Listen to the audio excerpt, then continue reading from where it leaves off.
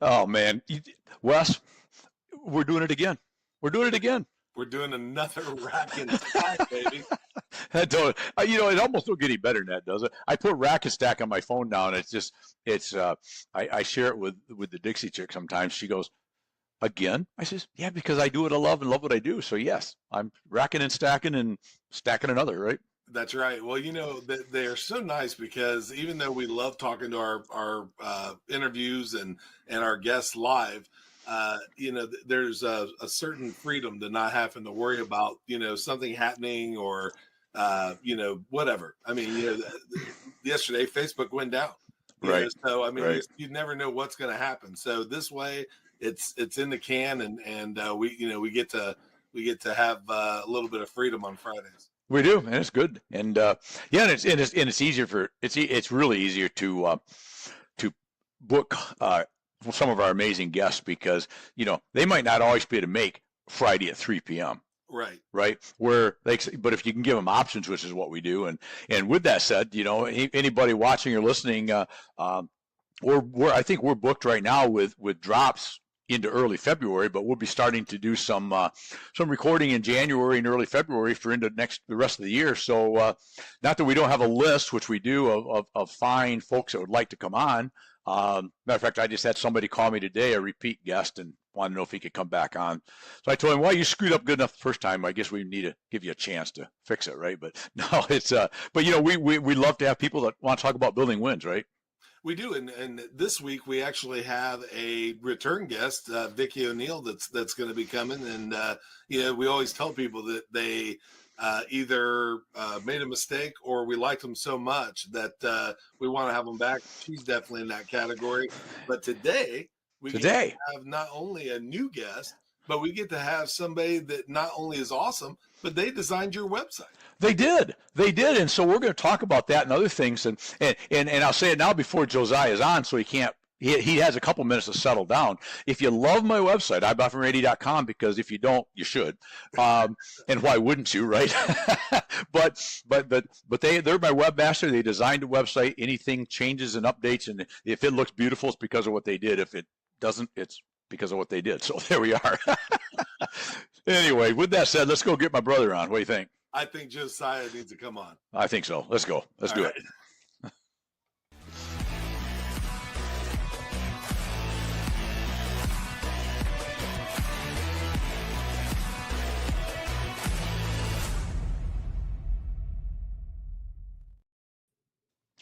What is up, brother Josiah? What's going on, buddy? Oh, staying busy, man. Not as busy as you, probably, but I'm staying busy. Well, there's a difference between busy and doing something important. I like to pretend that. I say busy. I like to pretend it's important, but it is. It's been a busy year, and I find myself probably busier than somebody at my slightly senior age. That don't sound right. A senior age. I still don't ask coffee at McDonald's for the senior price because I have some vanity, so I just want to do it. I'll pay the extra. I just can't do it. I can't do it. Yes, I'd like a senior coffee. Nah, I'll just pay the extra 20 cents just for my vanity's sake, right? But no, I stay pretty busy, but you know what? That's okay. That's what I love to do. But I know you guys are too, because we're going to talk about that as we get rolling here. But you got all kinds of businesses you're involved with, and a lot of stuff on the personal side. So before we get started, tell us who in the world is not in the Waldo, because we know where Waldo is. We want to know not where in the world is Waldo. We want to know who in the world is Josiah Martin. Oh, in a lot of respects, I suppose nobody of consequence. We are to me. Well, I appreciate that. I've been blessed to work with a lot of good people over the years. It started Crossbridge Marketing, and really just had it in mind to help good businesses grow. It's probably a terrible marketing cliche to throw out, but it's the reality of it. It's what we're about. It's who we are.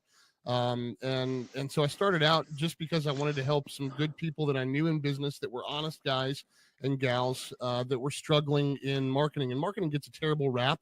The industry gets a terrible rap, and it's not unearned, right? There are a ton of fly-by-night individuals that are out there, and it's really tough to get somebody who is going to care as much about your business as you do.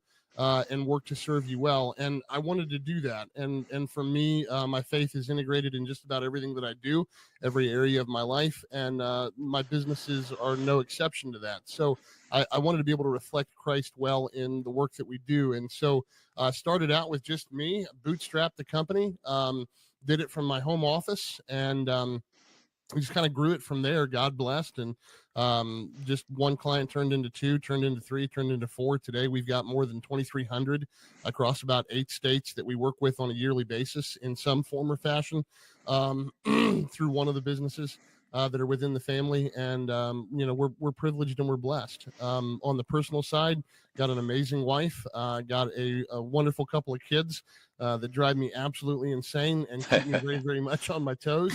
And my wife does a great job at tolerating me and even loving me on occasion, and so I'm pretty thrilled with that.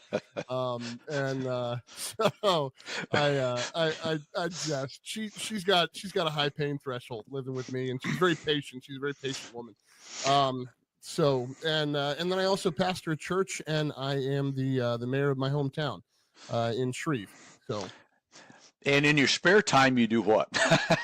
Everything but sleep. I think it's I get it. Yeah, well, I just found out, because we've known each other quite a few years now, and we, for anybody that doesn't know, and I said it in the intro, but you guys took a very generic and unexciting and served its purpose at the time, I guess, website that I had. And years ago, completely refurbished the whole thing. Very nicely you was very nice about it too. You and Joshua and everybody was very nice to not say, this really, really sucks, Randy. That was nice of you to say. But I think you couched it in, I think we can help you be much better, I think was somewhere. and you did. And I couldn't be more happy with what you guys did with putting it together, keeping me current, and doing the webmaster duties now. So folks, I have a personal friendship and knowledge and business relationship with Josiah and members of his team. So first class people. I just wanted to throw that out there. And so one of the things that I really appreciated, and you hit it on when you were talking about your faith and how you got involved and want to help people, is you've got enough companies under your umbrella now that you can offer all these services and all these things that somebody may need from a marketing aspect, but it's still a very small company feel, right? I mean, I can call you, I can text you, and I do. Joshua, a lot of the other people. So that's the beauty of it, is you have all these different tentacles into the world of marketing that you can help anybody, but we can still get right to the owner himself if we want to or need to. And that's something that I really enjoy. Well, and I would like to think that a lot of that came from interactions with guys like you, Randy. So I know I'm supposed to be talking about myself, but I think all of us, to a large extent, are products of the people that we associate with. And one of the things that I learned early on working with you was a phrase that I'm sure you still use: "Make it a great day." It's something that I work with, and I try to pass on to the team as well. Good things are going to happen, bad things are going to happen. It's a matter of how you handle the circumstance or the situation, as opposed to what the circumstance or the situation is. The same boiling water that hardens an egg softens the noodle. It's about who you are going into it. And if you set out with that mindset of, I want to make it a great day, I want to add some value to the people that I'm working with, then you're going to at the end. It doesn't mean you're not going to hit potholes or have hiccups along the way, but if you handle them well, then they'll end up being turned into something good rather than something bad. Oh, I think you're exactly right. And a term that I use, and we talked about it off air before we started, and is we have those days. I mean, my day has been a great day. A lot of great business stuff going on in my rep agency world. A lot of stuff for next year. Writing some articles, doing all the stuff that I love to do.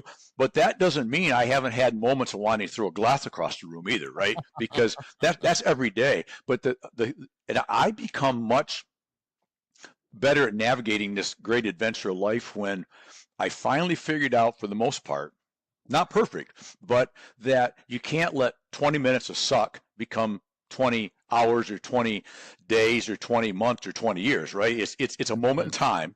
Yep. Just either way, deal with it, whether it's good or bad. And at some point, you got to. And I use it. And I know as a pastor, I'm sure you counsel people in your church.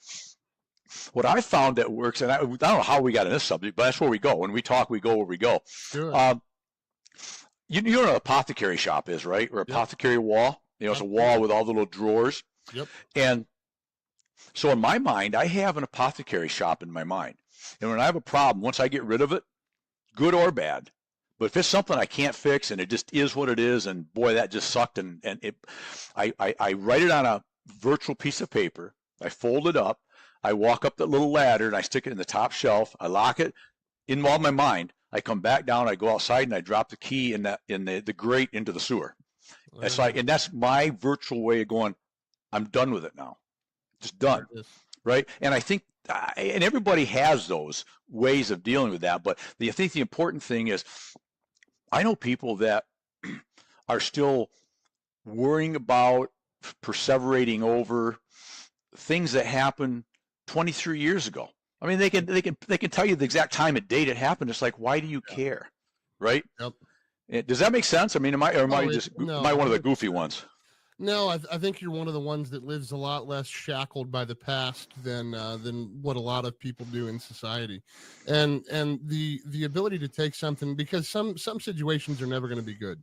It's just the way that it is, right? It's not good now. It wasn't good yesterday. It's not going to be good 20 years from now when you're looking back at yesterday. Right. It's not going to change.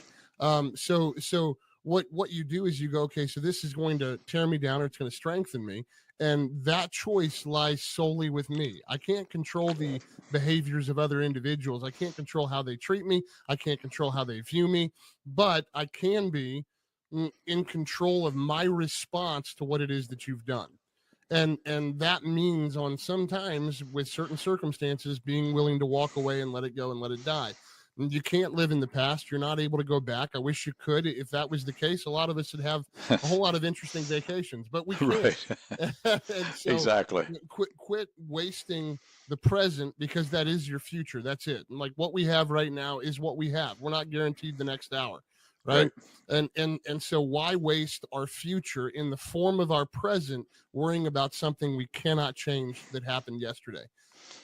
Wow. Well said. Well said. And thinking about that line, and the title of our show is Building Wins. And that, when I started it, Wes and I started this, it was for the building industry. Building wins makes sense, right? And building sales. And that's a lot of what I'm about, but we take it a lot further. I'm about win building, whether it's business wins, personal health and fitness, spiritual, it doesn't matter. Wins are wins, right? And I think that the interesting thing with that, what you were just saying made me think about it again, is if you take that bad, whatever that bad was, extrapolate out of it whatever good you can get, whatever you can learn. It may be nothing better than everything about this really sucked, but I learned a couple things. If you learn one or two things, if nothing else other than, if I'm ever faced with that again, I'll never do that. Then you've turned that into a win, right? But only, like you said, only if you got to find that capability within yourself to walk away from it now, right? That's it. Because take what you learned, and if there's 1% that you learned and 99% that still was just bad, you got to walk away from that 99%. Not easy, right? No, it's not. But you got to do it. Yeah, you have to. And it, if you don't, then what you're doing is sacrificing your future and you're wasting today. Right. So, right. And that's where a lot of people are, unfortunately. They get stuck in the past. So. Exactly. So let's talk about, before we get, because I really want to talk about some marketing and things with you, but so you're the founder of Crossbridge.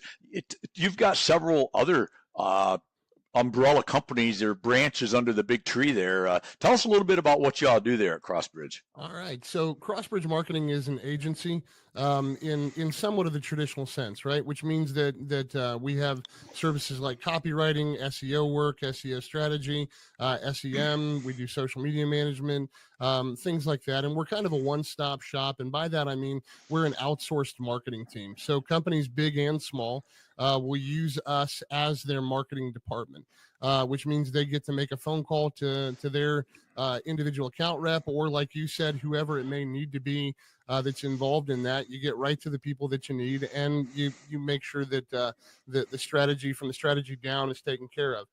On the Crossbridge side, we have marketing strategists. When I started the company, I was it for all of the positions that we offered, right? And I've been blessed to be able to build a good team.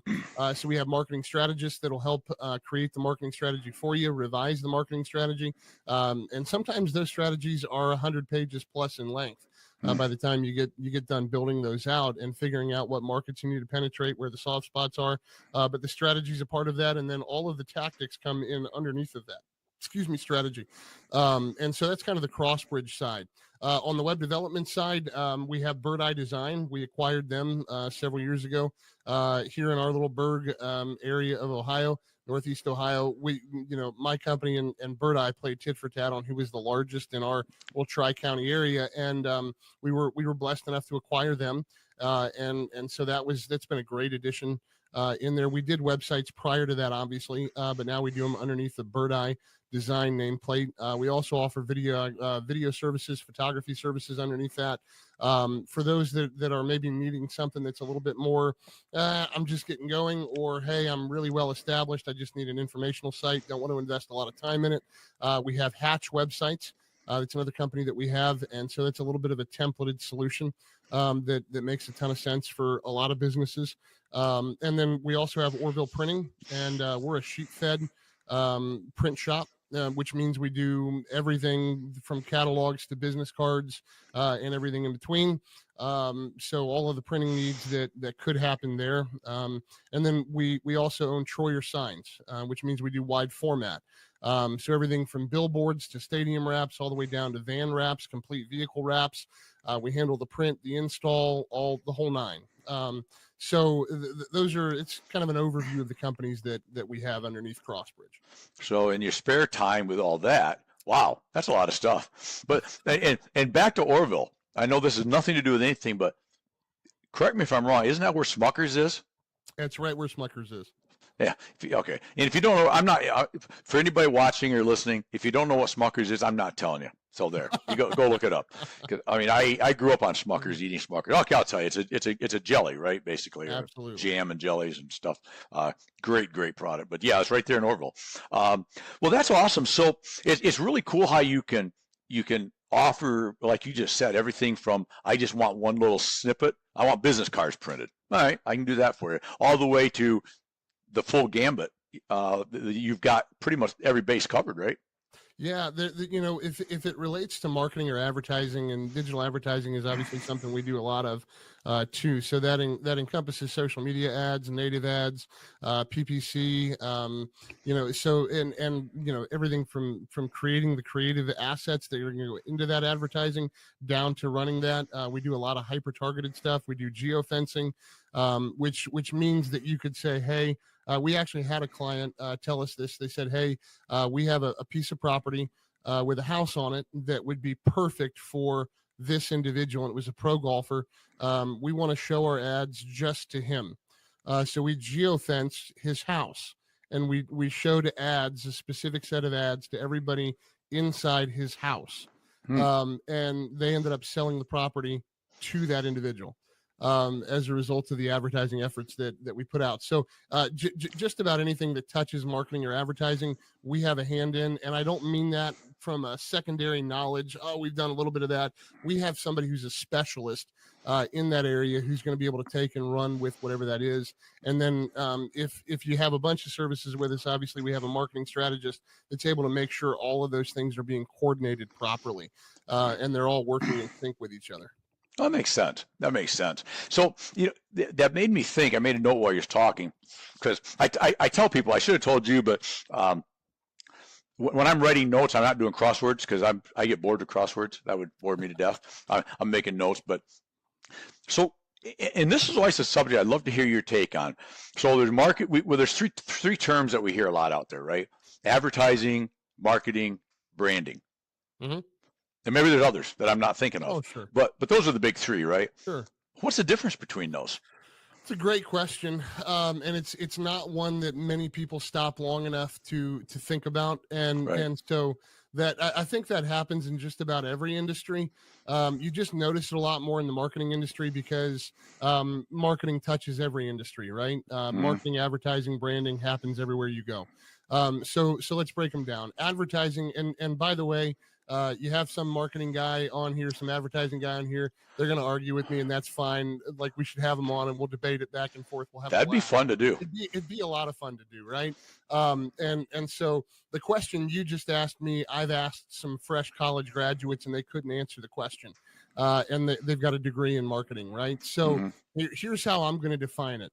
Advertising is one-way communication. Advertising is me taking a message and then attaching that to an arrow and firing it off virtually somewhere. Maybe that arrow comes in the form of a billboard, and that would be what we would refer to as TOMA advertising, or top of mind awareness advertising. That's a message, right? That's you handing a message to another individual. Maybe it's a billboard, maybe it's a display ad, maybe it's a native ad, maybe it's a video, maybe it's a social media post.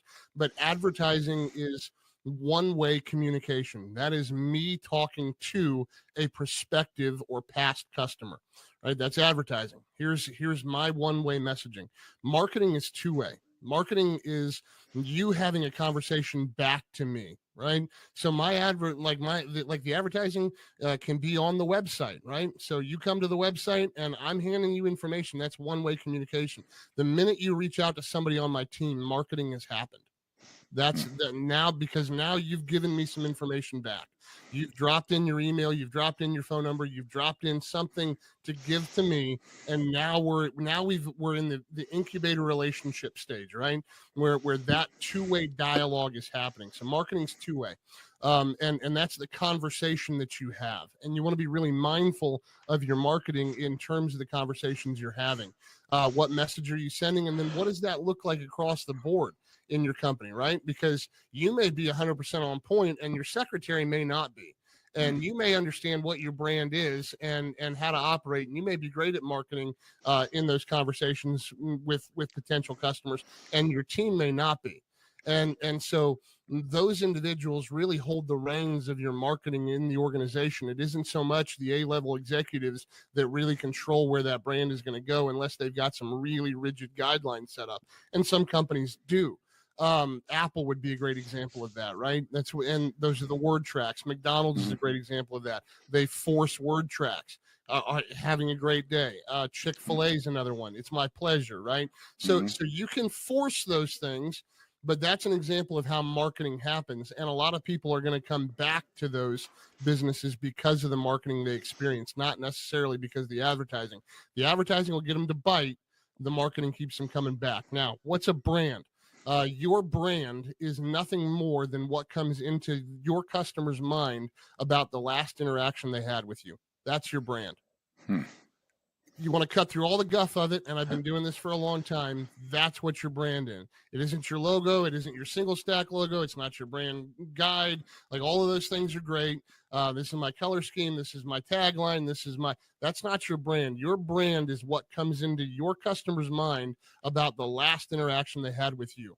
And with you could be your employee, could be your secretary, could be whoever within your organization. Their last encounter with your service or your product, that's your brand. So you want to get your arms around that. That means you have to do some serious marketing to really get some feedback from those customers on your service or on your product. So, Josiah, that brings up I'm going to go back to something if I don't forget, but no, go for it. So, but before I do that, this is kind of we got three, so I don't know, the chicken or the egg thing. So the chicken or the egg or the other egg. What comes first? The advertising, the branding, the marketing.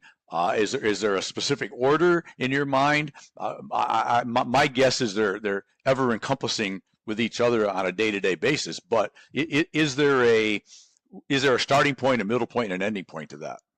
So I would agree with you that all of them are very much interrelated with one another. If you're talking about a new startup, or you're talking about a company that's 30, 40, 50 years old, almost irregardless, if your company's suffering from bad advertising, bad marketing, or bad branding, then you really have to start with the brand. And here's what I mean by that: you have to be willing to sit down and with a blank piece of paper, a blank whiteboard, and go, why am I doing what I'm doing? If I'm selling products, why am I selling this product? What if I'm offering a service, why am I offering this service? And you have to get really honest with yourself as an A-level executive, and it's got to start at the top of the organization. Why am I doing what I'm doing in my business? Why am I offering this product? Why am I offering this service? What is it that I hope to accomplish? Because you're building now in your mind that brand. That's the birthplace of it. It's your mind, your heart. What is the brand? What's the heartbeat? What's the heartthrob of it? Once you have that figured out, you put it all down on paper and you go, okay, this is my brand. This is my company. This is my product. This is my service. Now you have to set that aside and you have to go talk to your people. If you've got employees, you've got a team, go talk to them. Figure out what your brand is in their mind and get them to be really honest about it. And you can't sledgehammer that out of somebody. You have to create an environment where they're free to talk and they're free to disagree with you and they're free to be honest and they know they're not going to get fired or written up over it. Just tell me, who is it that Crossbridge is? Who's Crossbridge? Mm-hmm. Like, why do we exist? Why do we offer services? And let them put that down on paper. Do this with, if you've got a small company, you can do it with everybody, great, do it with everybody. But if not, pull in your executive team, your B's and your C's, and ask them that question, right? And get them to put that down, because now if there's a discrepancy, you're going to see the discrepancy. And that discrepancy is going to be felt in a ripple effect by every employee down your line and every customer that they touch. Every person that they touch, because your marketing and your advertising are going to be driven by your brand. So you've got to figure out where the disconnect is happening. If you don't have a disconnect with you to your team, great. And figure out whether or not you have a disconnect when it comes to your messaging with advertising, your marketing, and the conversations that are happening. Where are those things? Is there a disconnect there? And so that messaging from the brand should go all the way out, right? And so that's kind of where it would start, as branding drives the other two. That makes sense. Thank you. That's very helpful. So, in thinking about that now, you talked about, and let's dive into the modern era that we live in now of social media, right? And I guess I'll ask the question before we start. Yeah. Josiah, are you a fan of social media? Do you like it? Do you hate it? It's there whether we like it or not. How important is it to what we do in our world? What's Josiah Martin's take on social media? Putting you on the spot, right, buddy? No, not at all. I just want to be careful about how I phrase this, right? Sure. Here's what I'm going to tell you. That's going to depend on your industry and your brand. I assume you're talking about the professional, right? And the reason that I hesitate, and because there's a couple of branches I could go down, like for instance, if I'm going to put on my pastor's hat for a minute, I don't know that I've seen anything wreak more havoc, damage, and chaos in the lives of people 25, 30 and under than I have social media. It is a destroyer of lives. It sucks them in. Everything's a Snapchat filter. Everything's an Instagram filter. You are comparing what you see in the mirror as a human being to everybody else's highlight reels. And that's a dangerous thing, because that's a comparison game you can't win. Right. So on the personal side, can it be beneficial? Absolutely. Do I want to connect with mom and dad and grandma and Aunt Sally and Uncle Max? Absolutely. Right. Does it have a place? Sure. If you're spending 3, 4, 5, 6 hours a day on social media platforms, you're unhealthy as a person. Right.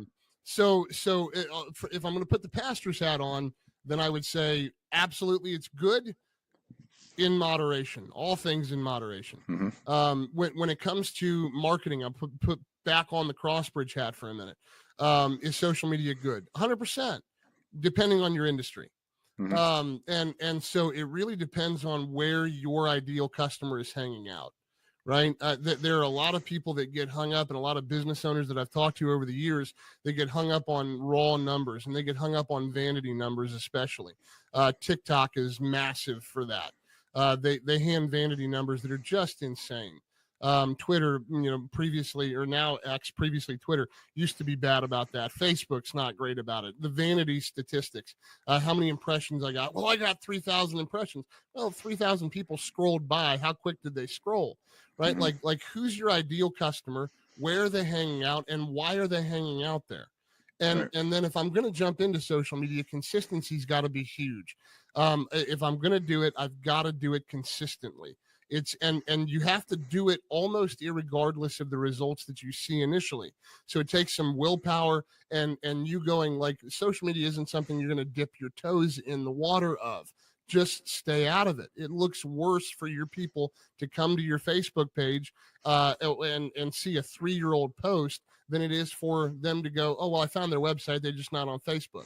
Right? Like, so it's really going to be dependent on your industry, whether or not you're B2C, whether or not B2C, whether you're D2C. What does that look like? And so we can jump into any one of those particular rabbit holes, but at a 30,000 foot view, that would be my answer. Yeah. And no, that's a great answer, and I think you're 100% right. I've often said to anybody that wants to talk about it that you from a business standpoint, forget the personal part, because you're so right. You can go down rabbit holes that are incredibly unhealthy, right? And I really try very hard to stay away from those. Most of everything I do is geared towards a building the brand of Randy, right? That's what I'm 100%. about. But with that said, it's easy to get sucked in, and I'm old enough to hopefully not get sucked in, but I find myself getting interested in something, and I go, okay, that's enough of that. Go back to what you're doing, right? But I think your consistency is right, and I really wanted to get into this for a second, because you talked about marketing and using social media from the marketing standpoint, the two-way communication they hit earlier.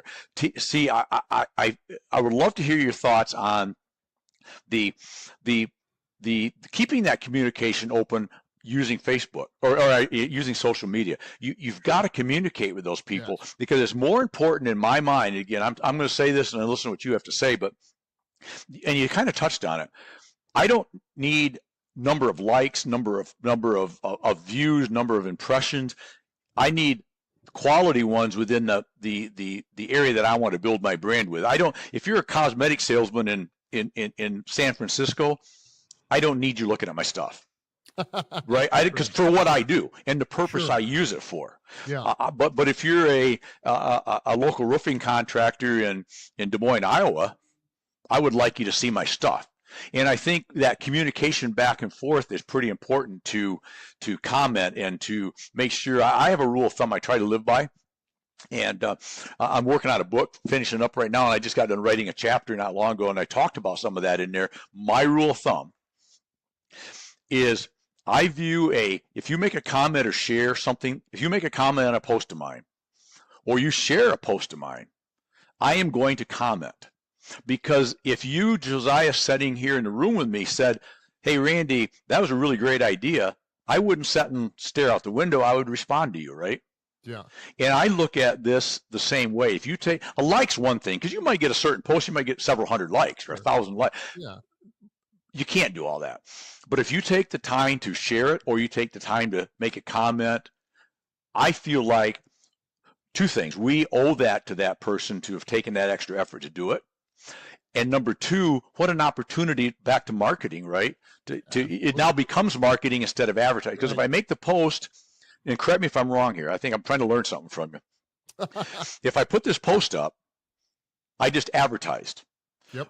But the second you, Josiah, say, hey, that's a really interesting concept, Randy, I didn't think about it that way. And then as soon as that became marketing instantly, right? That's right. And then I go, thank you, Josiah, I appreciate that. What did you think about it? Once we start that communication back and forth, then all of a sudden it starts drawing other people in to see it and go, they start commenting. That's where the real value is from a marketing branding standpoint, right? That's 100%. Absolutely. Okay. And the more that the individuals that are higher up in organizations can do that, the better. a piece of advice that you could give to a number of folks that are, because I don't know what size business you currently work with, right? But a lot of and we work with some that are massive companies, and we work with mom and pop shops that are 1-2 employees, and there are challenges and advantages to both. The challenges never go away; they just change. But if you have somebody that you're working with, or somebody's tuning into this and they're going, well, that's something that I'm looking to hand off, or that's something that I have handed off. My social media, my communication back and forth. And one of the first things that a lot of entrepreneurs do is they want to go, well, I'm going to hire a receptionist. I'm going to hire a social media person. They're going to hop on. They're going to make the comments.